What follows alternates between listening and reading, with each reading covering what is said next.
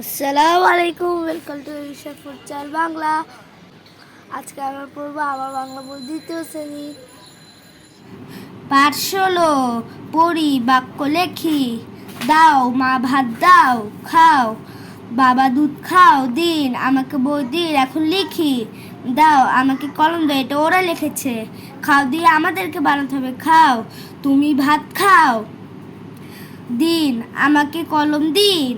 এই যে আমি বানিয়ে ফেলেছি, তোমরা সবাই অন্যরকম করে বানিও। পড়ি, কি তোমার নাম কি? আমার নাম হলো আহনাফ। কে তিনি কে?